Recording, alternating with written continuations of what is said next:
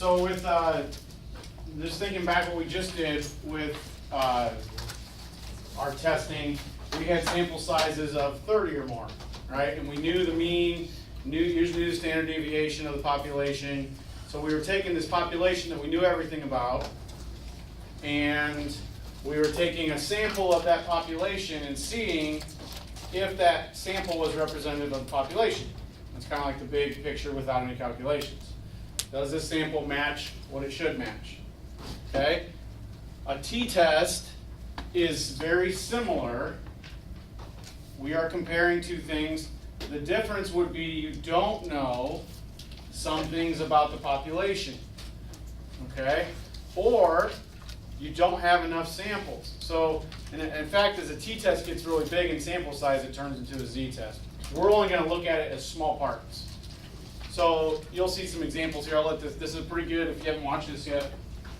It's a pretty good kind of summary, simple terms play here.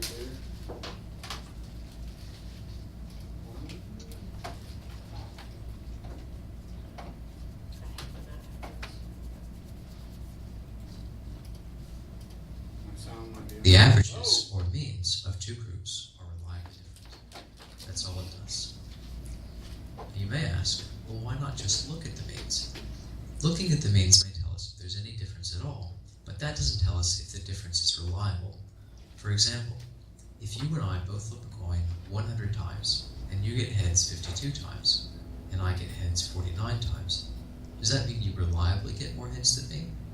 Are you somehow more likely to get heads in the future? No. There's no real difference. It's only chance. This leads us to the difference between descriptive and inferential statistics. A descriptive statistic only describes the sample we have. It doesn't tell us if our results are likely to happen again. In contrast, a t-test is what we call an inferential statistic. Inferential statistics don't just describe our sample, they tell us what we can expect in new samples that we don't even have. So, thinking way back again, the inferential and descriptive ideas from the very beginning, that's kind of playing on this. Inferential statistics allow us to generalize our findings to a whole population beyond the sample that we're testing. That can be very powerful. Let's take an example. Researchers have developed a new drug they hope will lower cholesterol. Let's call it t-testrol. They take two groups of people and give the drug to one group for a month. That's the treatment condition. The other group gets an empty pill. That's the control or placebo condition. After that month has gone by, the researchers measure cholesterol for both groups. They find that the control group, which didn't receive the drug, now has a mean cholesterol score of 36. The treatment group, which did receive the drug, now has a mean cholesterol score of 34. Descriptively, these two means are different. But does the drug actually work? Okay, I'm going to stop there because if you want to watch this thing in full, you can later on.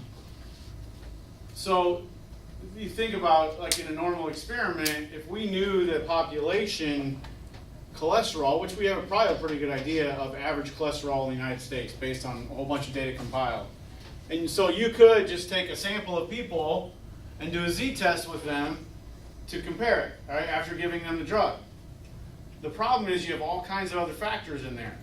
If you live in Wisconsin or Indiana, okay, which are two of the highest cholesterol states, I believe, especially Wisconsin, if that's where your sample comes from, or that may be affecting the overall cholesterol, and we say, you know what, we want to measure Elkhart County cholesterol, and we want to keep as many factors the same as we can, so we can have our control group and our test group in Elkhart County. So this will allow us to do that without having to know the overall population mean. That's, in a nutshell, that's what t-tests are. Okay? We won't watch that whole thing because we're going to talk about them a little bit first. So we use them when we don't know the population, and this is at the top. So I'm kind of going to try to flip back and forth between the PowerPoint and the sheet. But at the top, this is when you use a t-test. We don't know the population mean or standard deviation. What it's going to look like is two lists of scores. So, and it'll say do a t-test, but if you were trying to figure out what I do a t-test, it's going to look like two lists of scores. All right?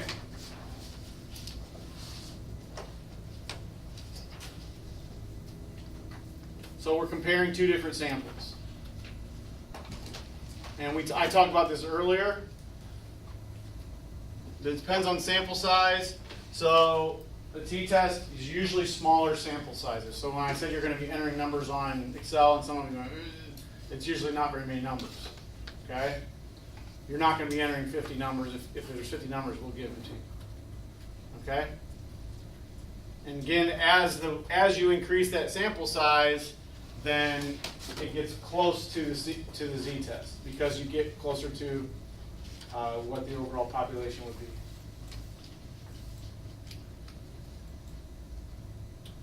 All right.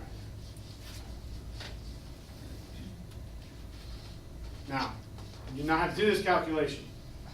Okay, this is here for information purposes. Standard deviation formula. We did do this calculation at one point, right? Each value minus the mean squared, each value minus the mean squared, add them all up, divide by how many there were, take the square root. We do that. It's always given to us now. Notice the difference. I just wanted to show you the difference. Standard deviation for a z-test. The only difference is the computer will divide by n minus 1 instead of n. Okay? And sometimes this is called sample standard deviation, but it just divides by n minus 1. Okay? It's going to be factored into what the calculation is. You don't have to be able to do that separate calculation, but it would be the same if you had 20 scores. Instead of dividing by 20 at the end, you divide by 19. That's the difference. Okay? You do calculate what's called degrees of freedom. That's what that n minus 1 is. And it's a very complicated formula. However many you have in your group, you subtract 1. That's the degrees of freedom. Okay? You'll notice on your paper there are two columns here, right? We've got paired t-test and we got independent t-test. We are doing the paired t-test side right now.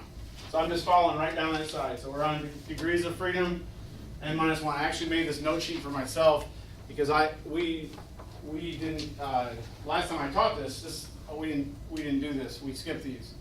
And so this is my first time teaching it, so I made myself some notes. I think that checklist helps keep them straight. Okay? And you saw the last time I did t-tests, they were in all kinds of weird symbols in college, and I don't even know what that meant. Okay. The reason why it's n minus 1, before I show you these words, is that it's basically factoring in for the number of ways you could assign values, arrange the values. A good example the book had was if there's a baseball team, there's 9 players, and the manager is going to assign them positions. When he assigns 8 players, the 9th player doesn't need to be assigned because the 9th player knows. Okay? That's the only position that's left. They know all the positions. That's the only position that's left. This standard deviation thing, this sample standard deviation, is a calculation. So when you're narrowing down, when you know what you're getting down to, at the very end, there's only one. Like if you need to come up with a standard deviation of 12, the last number is basically already decided. Okay, it's just an error factor that is given. You don't have to do anything except be able to say, when I ask you what are the number of degrees of freedom, you have to say it. It's the n minus 1, whatever it is. So if there's 18 values, degrees of freedom is 17. We put that in there because it is a question that sometimes asked different times, and you can see that context. Understand that the computer will be figuring that in for you. Okay? This is a confusing example. That's why I just gave the baseball one. Okay? So, that's it. Chapter 9, Degrees of Freedom. Wow. All right. So, the first type of t-test, there's 2 kinds of t-tests. You see at the top there. The first type is called a paired sample. And I'm kind of going to talk about these similarities as we go. The first part of the PowerPoint is about paired, but I want you to see the similarities. So testing the same thing twice. I write your test scores down from last week. Come back and take the test again. I write your test scores down again. We tested the same thing twice. That's a paired t-test. Okay?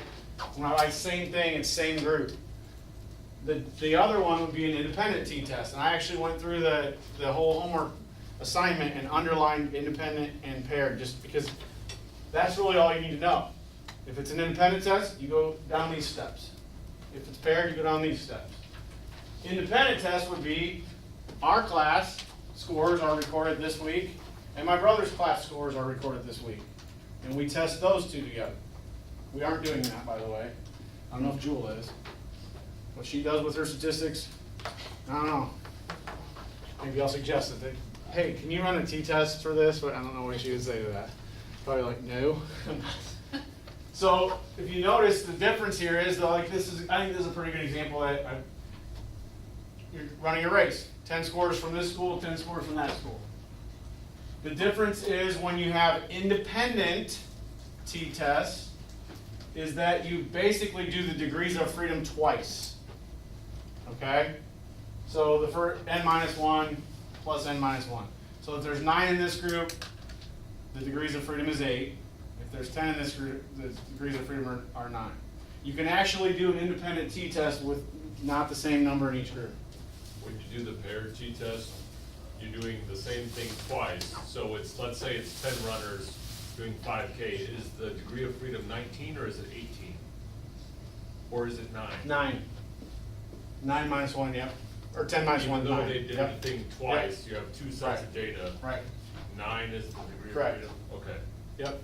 If it's the same, if it's over here, then it's 10 minus 1 plus 10 minus 1, then it's 18. The degrees of freedom gets bigger because those are independent groups. Okay. Because the more again, you're bringing new variables to it. Sure. So, but for degrees of freedom, all you need to know is how to calculate them. Okay. Go back to this. Okay, so really key is to identify if it's a paired test or an independent test. Okay? Good example, typing. Do a typing test. I don't know the national average for typing. I don't know the school average for typing. But I can take 10 students and see how fast they can type, and then I can do the same thing next week. It's a pretty valuable statistic to use, because we're taking descriptive statistics, which we can calculate really easily about a small group, and we're going to be able to make inferences from it. Okay? This is pretty important. Do not try to follow hypothesis testing in the book. Okay, there's a couple questions in the homework that you'll look up answers, like, always kind of starts with some definitions. Then from there, just go to problems that we do. Okay? We're always going to use 5% probability. So our 95% in the middle.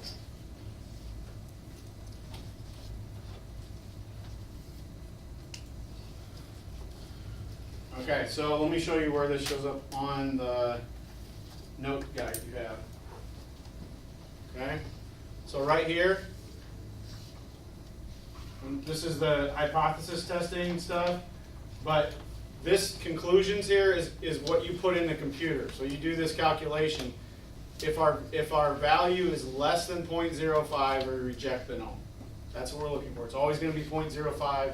So this step will always be the same. This step will always be the same. Okay. So the computer, you'll see. I'll show you the document before we do it together. It's going to give you a number, and if it's less than 0.05, then we reject it. If it's greater than 0.05, we accept it. Okay. So on the PowerPoint, when it says we are looking for a p that's less than 0.05, that means we're trying to reject. I mean, we have something we think we're trying to reject. Usually, something significant we're rejecting. No, otherwise they're not related at all. Okay. That's my brother's words there. Although you are masters of Excel, I don't know if you guys would say that or not yet. I think that's a little sarcasm in there. Okay, so if you looked at these two if you looked at this list of data right here, you might be able to make some kind of conclusion, like, oh, okay, This one went up, oh, this one went down, this one went up, this one went up, this one went down, this one went up, this one went down. I mean, like initially looking at it, you could take averages and they're probably gonna be really pretty close together.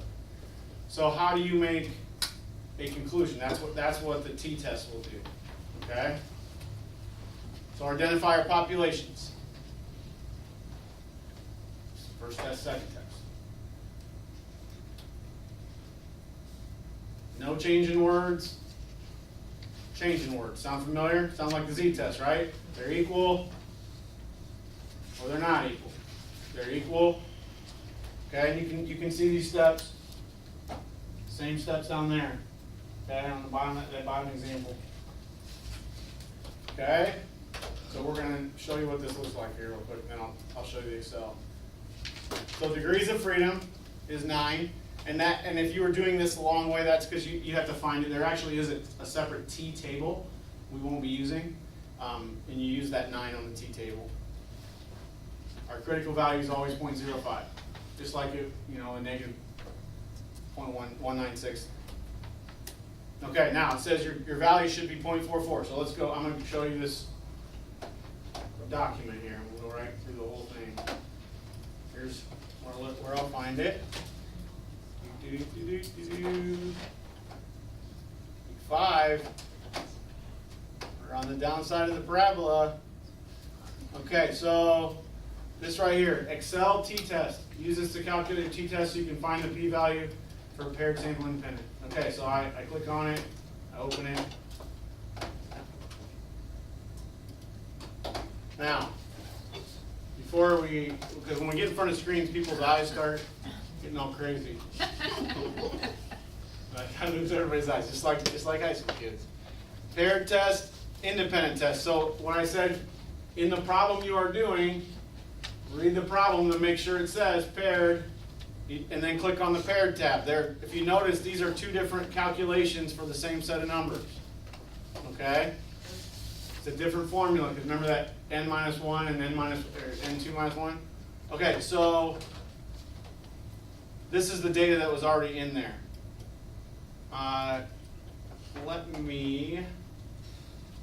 Someone have a copy of those? Did somebody print this or have it up on there? I'll type the numbers in and I'll show you what this. I have a copy of it too, please. I mean, HP. Yeah, give me the keyboarding set number 1. The scores. 18, 32, 38, 14, 22, 42, 51. 38, 14, what? 38, 14, 22, 42, 51, 25, 33, 49. Okay, and if you want to clear the rest of those, you can just hit backspace, or you can highlight and clear contents. Okay, so you see my t-test score is changing as we go. Okay, what's the second? 23, 28, 40, 16, 21, 43, 48, 29, 30, 55. Good. 30 won't do it. 30, 55? 55, yeah. Okay, so then again, I'm gonna backspace these or highlight, clear the contents. Don't ever clear anything over here. This is the formula. If you do, you can start over and download the document again, but that'll mess everything up. Okay, so the way this document's set up, it's gonna give you your answer that you need.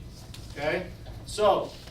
And it even says below it, if P is bigger than 0.05, fail to reject. That's bigger than 0.05. Essentially, that's 44%. 44% is bigger, so we fail to reject. So we accept the null. So essentially, these two are the same. That wording is a little different than my checklist. And if you look at my checklist, it says the calculated value is less than 0.05, then reject. Well, this is not less than 0.05. Calculated value is greater than, it is greater than. I try to break it out so you don't have to try to figure out which one. Okay? So that's a paired t-test. Your biggest job is to type these in correctly here, double check, and then go to the steps. Alright? We're going to practice with those 2 examples at the bottom when we get there so that you can those results are on there, what they should be. Okay, now I'm gonna change this example. I'm gonna copy these numbers and I'm gonna paste them over here just for kicks. So if this problem changed, we changed one thing in this problem, and that would be the students at Goshen College were tested here. Okay, better put it up here, it'll go into some formula mode. And the students at, let's go Bethel, were tested here. Okay. Notice how that number is different. These are the same scores, but because we're using independent t-test, the percent goes way up, which means we are definitely saying that we're accepting. Okay? We're accepting our no, we're not rejecting it. Or failed to reject. We didn't show any difference. Okay? So it is important which tab you put this in, because it's going to get, they are not the same for the both calculations, and depending on how the problem's worded, it could be either way. So you just need to look at paired versus independent. Okay? All right, let's go back on this one. So we click through here. So the calculation is 0.44, and you get a chance to test this in the lab too. Accept, or we're going to accept the null. All right? Now, it said head to the lab. I just want to show you what the only difference is with independent. Okay? Paired, we're testing the same thing twice. Independent, sample sets not taken from the same person test subject.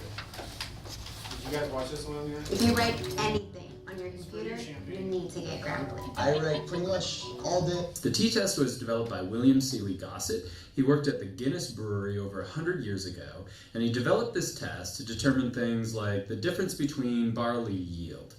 Now, he wanted to publish this statistical test to share it with other statisticians, but the brewery was nervous. They didn't want him to publish. They didn't want him to give away any secrets. He finally convinced them, but he had to publish under the pseudonym Student. So instead of this being known as the Gossett's t-test, it's known as the student's t-test? So in this video, I'm going to start by conceptually showing you what the t-test is. I'll then show you how to calculate the t-value, run a t-test, and then finally, how to do a t-test in just a few seconds using a spreadsheet. So imagine I have two fields of barley, field 1 and field 2, and I want to compare them, but I don't want to cut down the whole field. I just want to do some samples. Samples from 1, samples from 2. So I could get a sample from field 1. Now, it won't be a perfect normal distribution like this. It's going to be more of a histogram that looks like that. And then I'm going to get a sample from field 2.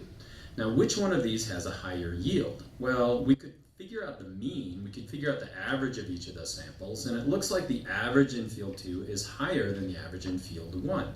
But that's only part of the picture. The mean only tells us so much, because we could have different distributions, and depending on that distribution or the variance within that sample, there could be a statistically significant difference between the two or not. And that's where the t-value comes in handy. It's really a ratio of signal to noise.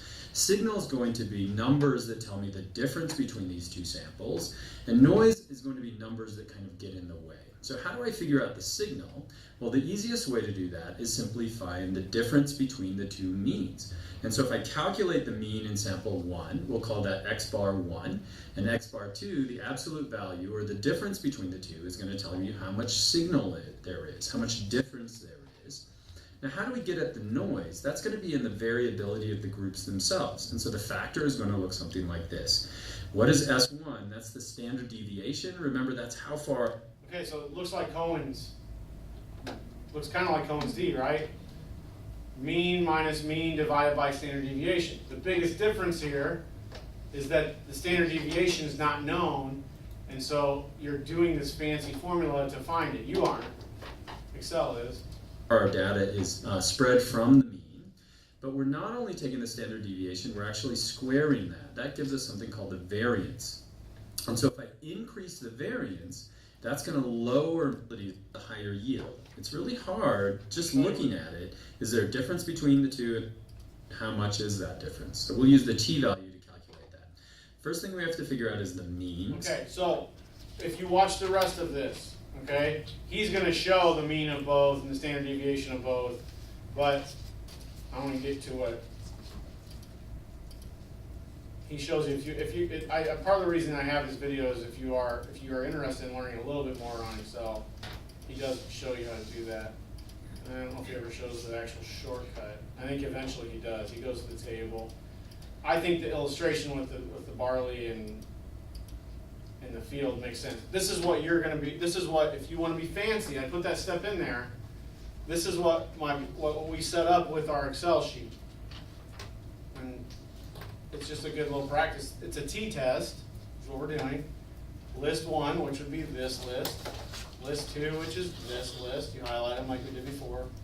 And then tails and type. We're always going to do 2 tails. And I put the last step in there on that checklist. If you want to, so after you use the spreadsheet that I give you, if you want to type in your own formula and see if it matches up, go ahead. Okay? Because on your final, you're going to do the whole thing on Excel. And so the more you're comfortable with typing in a formula and what it's asking for, because this pops up. Remember when we went to pure level? That pops up. So it's telling you I need this, and I need how many tails and the type. Okay? So that's part of the reason that we're practicing. He goes through the whole long calculation, then he says, well, actually, you can just do it on the computer. Okay, we're not going to watch the rest. If you like to watch those, if you want to go back and watch those as extra help, you can. So we will go to the library, and if you have your own computer, that's fine, you can use that. When you get there, definitely log into Moodle so you can get to the files that we need, and then we'll go through a couple examples together and stay until the meeting so you feel confident. The homework assignment is actually on Moodle. It's not. It's a file that you're gonna. It's already set up, so you can type your answers right on it. Because we're not using all the book problems, so just you want to be on Moodle when you get there. Knock on wood that the library is open. Otherwise, we're gonna be taking turns clicking on this, which will be fun.